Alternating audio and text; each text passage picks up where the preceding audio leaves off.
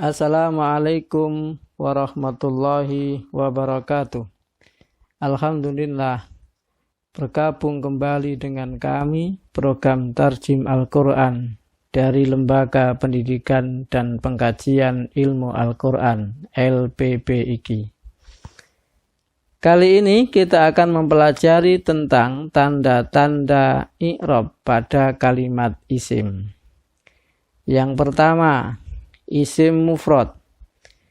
Ketika rafa, isim mufrad tanda i'rabnya dengan menggunakan harokat dhammah. Kita ambil contoh kalimat al-muslimu, dibaca akhirnya mu karena dia rafa. Ketika nasab, tanda i'rabnya dengan menggunakan harokat fathah. Dari contoh tadi menjadi al-muslima. Dan ketika jer, tanda i'rabnya dengan menggunakan harokat kasroh. Contoh yang tadi, harokatnya menjadi al-muslimi. Yang kedua, isim musanna. Ketika rafa, tanda i'rabnya dengan menggunakan huruf alif.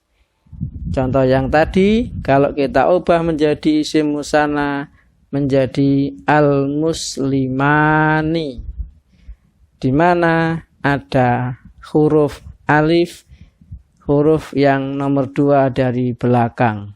Maka itu tanda i'rabnya ketika isim musanna dibaca rafa.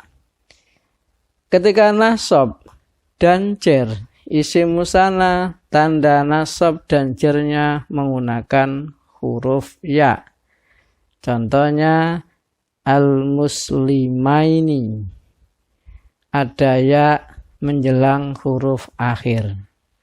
Untuk menentukan al-muslimaini apakah masuk kategori nasab, apakah jer, nanti akan dilihat dari susunan kalimatnya.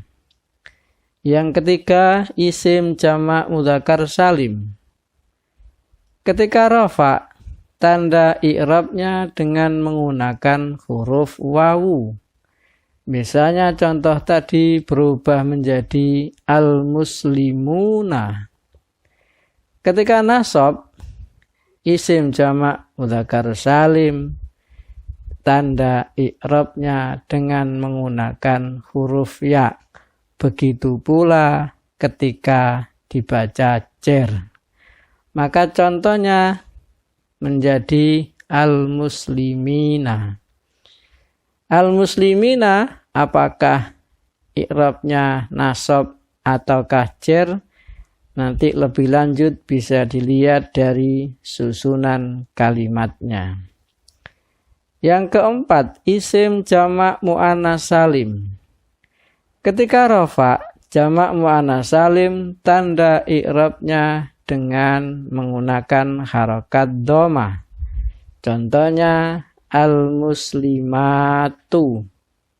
Huruf yang terakhir di harokat dhammah. Ketika nasab dan jer, tanda i'rabnya dengan menggunakan harokat kasroh. Contoh yang tadi menjadi muslimati. Baik ketika nasab dan ketika jer muannas salim sama-sama dibaca kasroh. Untuk menentukan apakah masuk nasab, apakah jer, nanti dilihat lebih lanjut dalam susunan kalimatnya. Yang kelima, jamak taksir.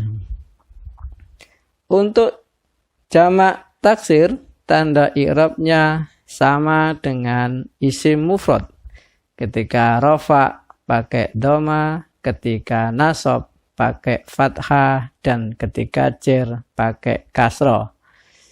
Contoh jamak taksir, ada kalimat ar-rijalu ketika rafa, ar-rijala ketika nasab, dan ar-rijali ketika jer.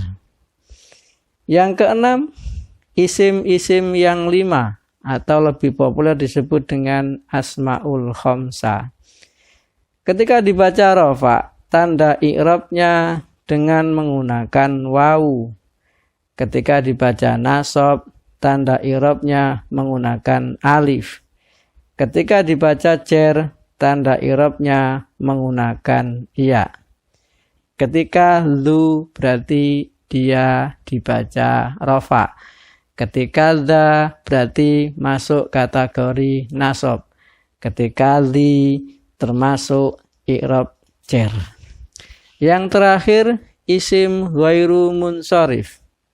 Khusus isim untuk menyebut nama orang, nama tempat, nama benda, dan lain sebagainya.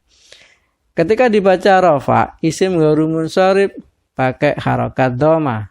Ketika nasab dan jar, tanda i'rabnya menggunakan harokat fathah.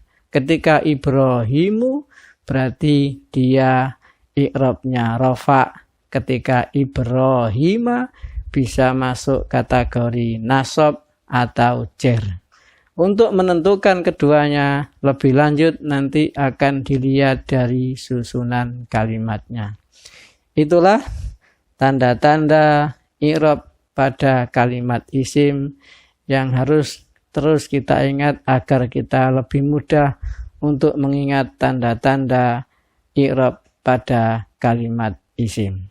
Sekian. Alhamdulillahirabbil alamin. Wassalamualaikum warahmatullahi wabarakatuh.